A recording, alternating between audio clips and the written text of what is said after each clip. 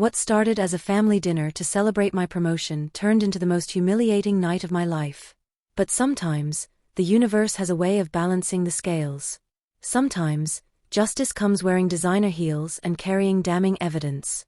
This is the story of how I discovered my husband's family had been playing a rigged game all along, and how one powerful woman's intervention changed everything. So they finally gave you a real position. The words cut through the elegant atmosphere of Romano's before I'd even settled into my chair. My sister-in-law Jessica's voice carried that particular brand of condescension she'd perfected over our 3-year acquaintance. My husband Michael pulled out my chair, whispering, "Just ignore her," but we both knew ignoring Jessica was like trying to ignore a fire alarm.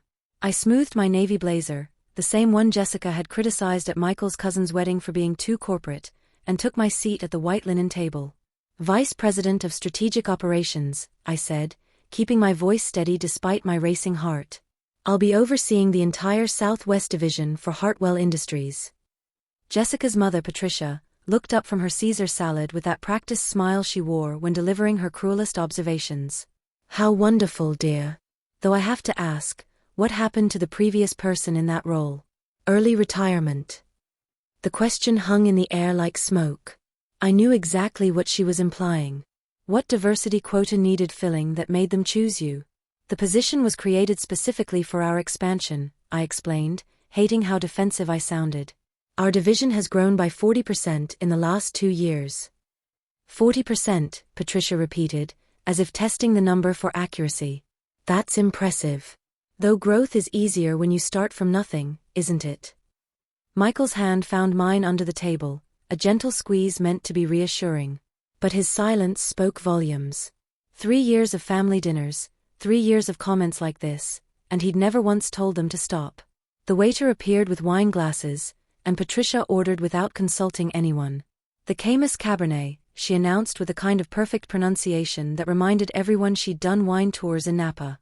"I think we need something special for this occasion." I'd been preparing for this dinner all week. I'd imagined their surprised faces when they realized the temp worker who'd married into their family had accomplished something significant. I'd even bought a new silk blouse, professional but not intimidating. Now it felt like wearing costume jewelry to Tiffany's. "You know," Jessica said, unfolding her napkin with deliberate care, "I was just telling my book club how different corporate America is now. So many opportunities for people who might not have had them before. It's really quite progressive." The words hit their target perfectly. People who might not have had them before. Translation: people like me from backgrounds like mine, who went to state schools and worked their way through night classes while others had everything handed to them on silver platters. But what I didn't know yet was that the real fraud was sitting right across from me, and the woman who would expose it all was watching from 3 tables away. "Merit-based advancement has always been our company standard," I said, surprised by the steel in my own voice. "They don't hand out VP positions as participation trophies." Patricia's eyebrows rose slightly, the only sign my response had registered. "Of course not, dear. I'm sure you worked very hard. Though I do wonder about the competition these days. Standards seem so flexible compared to when my generation was building careers." "Aunt Patricia," Michael finally spoke, though his voice lacked conviction. "That's not really fair. You don't know the details of Alexia's promotion." "Oh, but I do know Hartwell Industries," Patricia replied smoothly. "Wonderful company. I've heard they have excellent diversity initiatives. Very forward-thinking. Elizabeth Hartwell speaks at our charity luncheons sometimes. Lovely woman, very committed to inclusion." The way she said inclusion made it sound like a disease. Jessica leaned forward conspiratorially. "Speaking of Hartwell Industries, did you hear about Madison's promotion?" She turned to me with false concern. "Patricia's niece, she just made senior financial analyst at 25. Youngest in the company's history." As if I hadn't heard them brag about Madison at every family gathering for the past year. "Straight from her MBA to a corner office," Jessica continued. "Some people just have natural leadership qualities." Natural leadership qualities. Not hard work. Not the kind of grinding, relentless effort it took to earn my degree while working full-time and supporting Michael through his career transition. Just natural gifts, the kind that apparently skipped over people like me. "Madison is brilliant," Patricia added, her smile betraying her pride. "Top of her class at Wharton, internships at Goldman Sachs, recommendation letters from professors who personally requested her for research projects. It's refreshing to see someone who's truly earned their position.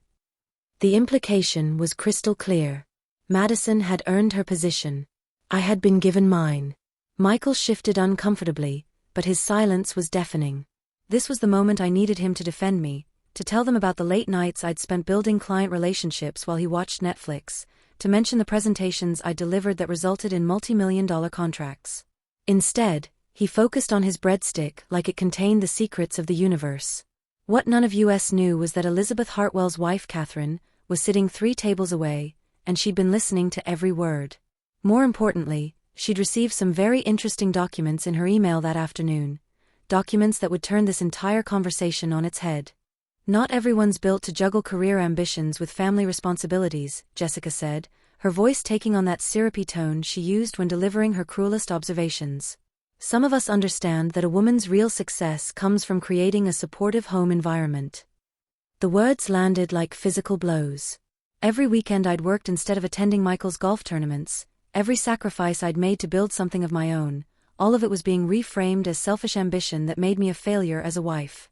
A woman's true success, Patricia added, raising her wine glass in a mock toast, is measured by how fulfilled her husband looks, not by some corporate title. I looked at Michael, searching his face for any sign that he disagreed. His jaw was tight, but he said nothing. 3 years of marriage, and he was still more afraid of disappointing his aunt than defending his wife. The restaurant felt smaller suddenly. The warm lighting too bright. I excused myself to the restroom, needing space to collect myself before I said something I couldn't take back. Standing in the mirror, I barely recognized the woman staring back at me. When had I become someone who apologized for her accomplishments? When I returned, the conversation had shifted to Madison's latest project. Patricia was describing her innovative approach to risk management while Jessica nodded approvingly. They spoke about her with the kind of respect I'd never heard them use about anyone else's achievements. That's when Catherine Hartwell stood up. I'd barely noticed her during dinner. She was always quiet at these industry gatherings, content to listen while others dominated the conversation. As the CEO's wife, she commanded automatic respect, but she rarely inserted herself into conversations. She was elegant in that understated way that didn't need to announce itself. Simple jewelry, perfect posture, and an air of confidence that came from genuine accomplishment rather than inherited status. Interesting timing for this conversation, Catherine said, her voice cutting through the restaurant chatter with surgical precision. Especially given what just landed on my desk this afternoon. The temperature at our table seemed to drop 10 degrees.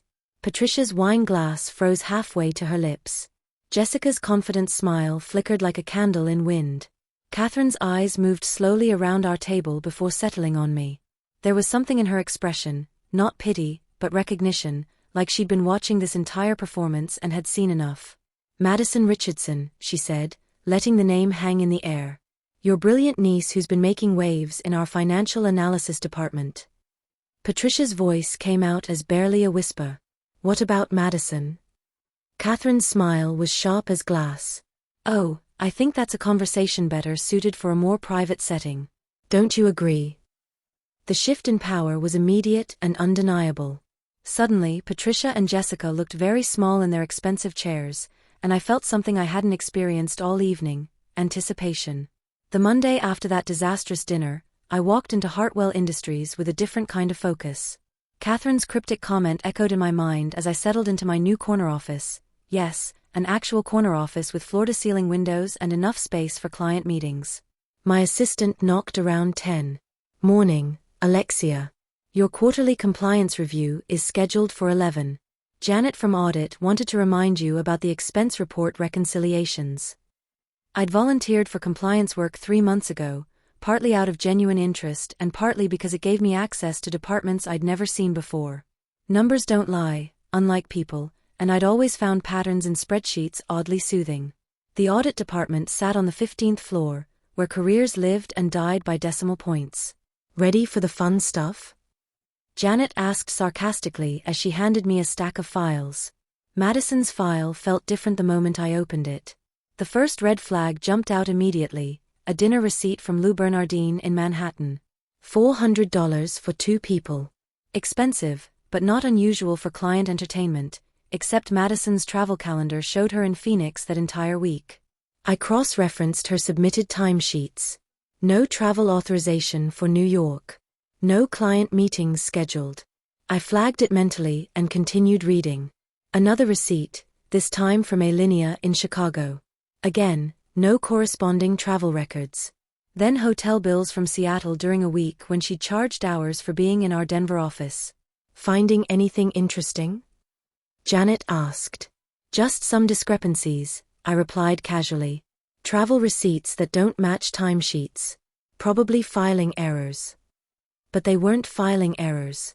As I dug deeper, a pattern emerged. Madison was submitting legitimate receipts, but they weren't hers. The signatures on credit card slips belonged to different people. The dates and locations never aligned with her actual schedule. Someone was feeding her these receipts, and she was claiming them as business expenses. My phone buzzed with a text from Michael. Lunch today? Want to talk about Saturday night? I ignored it. Saturday's humiliation felt secondary now, overshadowed by what I was discovering in these files. The second red flag appeared in vendor payments. Madison had approval authority for purchases under $10,000, standard for senior analysts, but her approved vendors included companies I'd never heard of. Summit Analytics, Rocky Mountain Consulting, Denver Strategic Solutions. I pulled up the invoices. The work descriptions were vague: market analysis deliverables, competitive research consultation, strategic planning support. But the billing patterns were identical. Same invoice templates, same payment terms, same grammatical errors. Janet, I called over. Can you show me how to access vendor registration information? She pulled up the database, and I searched for Summit Analytics. Incorporated 8 months ago. Single employee. Business address matched a UPS store in suburban Denver. The registration listed Madison's personal email as the primary contact. My pulse quickened. Madison wasn't just submitting fake expenses. She was creating shell companies and paying herself for services that didn't exist. That evening, I sat in my home office with all the evidence spread across my desk. Receipts, screenshots, vendor registrations, a complete picture of fraud that had been happening for almost a year. I could have reported it immediately. Should have called HR, sent everything to compliance, exposed Madison before she could do more damage. But something held me back. Maybe it was the memory of Patricia's voice saying they'd lowered the standards. Maybe it was Jessica's implication that I hadn't earned my promotion. Or maybe it was the realization that this wasn't just about Madison anymore. This was about every person who'd ever assumed I didn't belong, who dismissed my accomplishments, who'd made me feel like an imposter in my own success. Michael found me there around midnight. You're up late. Everything okay? Just reviewing some compliance issues, I said, quickly closing the laptop. Work stuff. He nodded, but I caught him glancing at the papers on my desk. Madison mentioned she barely sees you around the office anymore. Says you've been spending time with the audit department. My stomach dropped. Madison had noticed my investigation. Worse, she'd mentioned it to Michael, which meant she'd mentioned it to the family. Compliance work is part of my new role, I said carefully. Making sure everything runs smoothly across departments. Madison's doing really well there, Michael said. Her supervisor mentioned she might be up for another promotion soon. Kid's got natural talent. There was that phrase again. Natural talent. I wondered if Michael genuinely believed it or if he was just repeating family talking points. After he went to bed, I returned to my laptop. The metadata discovery came by accident. Madison had emailed me a quarterly report, accidentally including my address in a mass distribution. The file looked professional. Charts, graphs, detailed projections. But when I opened the document properties, the original author was listed as someone named Jennifer Walsh. I searched for Jennifer Walsh in our company directory. Former employee, departed 2 years ago. Senior analyst who'd worked in competitive intelligence. I pulled up her old reports from the archive system and found the original document, identical to what Madison had just submitted as her own work. She wasn't just stealing money. She was stealing ideas, research, entire reports from former colleagues. The scope of her deception was breathtaking. And if Catherine Hartwell already knew something, these expense irregularities might be just the tip of the iceberg. I created a secure folder on my personal cloud drive and began documenting everything. Screenshots, timestamps, metadata logs, each piece of evidence small by itself, but together painting a clear picture of systematic fraud. When I was done, I had enough evidence to end Madison's career and possibly send her to prison. But I wasn't ready to use it yet. Catherine's comment had shown me that the perfect opportunity was coming. I just had to be patient. 3 weeks later, the invitation arrived. Hartwell Industries' Annual Excellence Awards Gala. My name was printed in elegant script under senior leadership to be recognized. The thick cardstock felt substantial in my hands, official proof that my promotion wasn't some diversity quota, despite what Patricia had implied. Michael found the invitation on our kitchen counter and picked it up with obvious reluctance. "These corporate things are just for show," he muttered. Bunch of executives patting themselves on the back while everyone pretends to care. His dismissal stung more than it should have. This was the first time in my career I'd been honored at a company-wide event, and I'd imagined Michael being proud. "It's important to me," I said quietly. "I'd like you to come." He sighed. "Fine, but I'm not wearing a tuxedo to watch people give speeches about synergy." The night of the gala, I chose my navy dress carefully, the same one Jessica had criticized at a family wedding, calling it too businesslike. Tonight it felt like armor. The ballroom at the Denver Marriott was decorated in Hartwell's corporate colors. Round tables filled the space, each draped in white linens. The honored employees sat at front tables, while family members filled the back. I spotted Patricia and Jessica immediately. They'd claimed a table near the bar, strategically positioned to observe the entire room while maintaining easy access to cocktails. "There's Madison's family," Michael said, waving in their direction. "We should go say hello." I followed reluctantly, knowing this encounter was inevitable but dreading the familiar dynamic. "Well, look who's being honored tonight," Jessica said, her voice carrying that syrupy sweetness that always preceded something cruel. "You must be so proud of your little promotion." The way she said little made it clear she considered my advancement insignificant. "Some of us prefer building real leaders," Patricia added, settling into her chair with practiced grace. "Madison has that natural executive presence. Born for leadership." Across the room, I caught Catherine Hartwell's eye.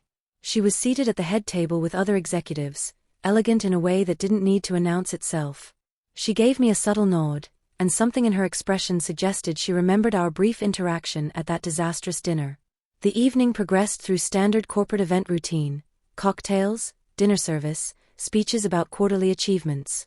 I found myself relaxing as colleagues congratulated me, sharing stories about challenges they'd overcome. But the peace didn't last long. As dessert arrived, Patricia's voice carried across our table. "It's such a shame Madison couldn't make it tonight. She had some urgent client matter that required her attention. That's the mark of a dedicated professional." Jessica nodded approvingly.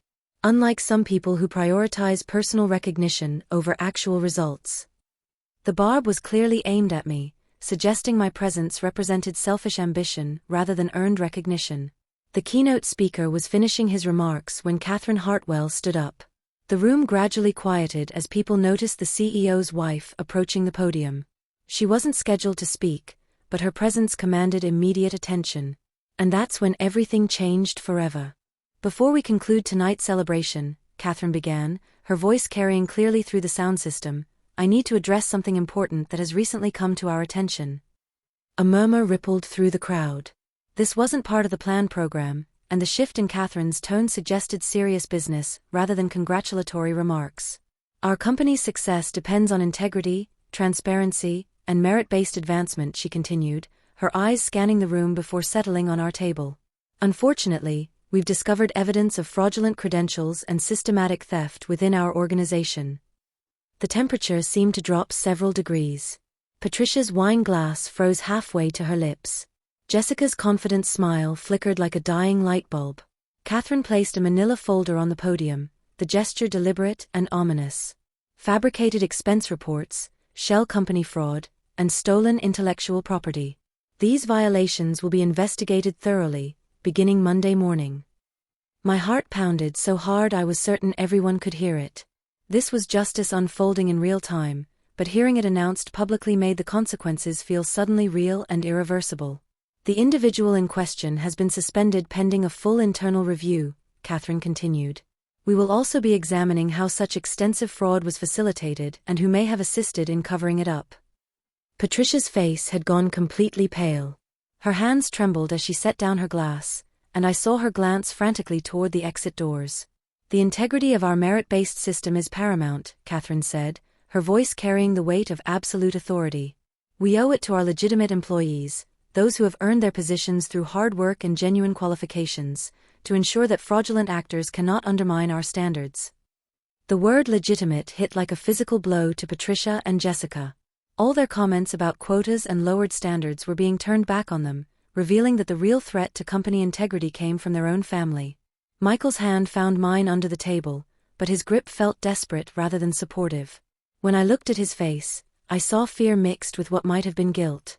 Catherine's final words carried the weight of a judicial pronouncement. This investigation will examine all aspects of this fraud, including any external parties who may have participated in creating false documents or facilitating these violations. She returned to her seat amid stunned silence. The planned closing remarks felt anticlimactic, and guests began filtering toward the exits earlier than usual. As we waited for valet service, Michael finally broke the silence. "You did this, didn't you?"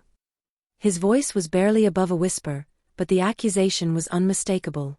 I turned toward the hotel's bright windows, watching the city lights blur past taxis and rideshares. I didn't owe him an explanation. He'd made his choice when he decided to prioritize family loyalty over professional ethics, when he'd remained silent through years of dismissive comments about my accomplishments. "I simply made sure the truth came to light," I said finally. "You made your choice. I made mine." The valet brought our BMW, and we drove home in complete silence. But for the first time in our marriage, the quiet felt like victory rather than defeat. 6 months later, I received another promotion, this time to executive vice president. Madison was facing criminal charges for fraud totaling over $200,000. Patricia and Jessica no longer attended family gatherings, too embarrassed by the scandal they'd helped create. And Michael? He moved out 3 weeks after the gala, unable to face the woman who'd refused to protect his family's lies. I kept the apartment. After all, I'd earned it. Sometimes the most powerful thing you can do is stop protecting people from the consequences of their own choices and start protecting yourself from their attempts to diminish yours. Justice doesn't always wear a black robe. Sometimes it wears designer heels and carries a manila folder full of truth.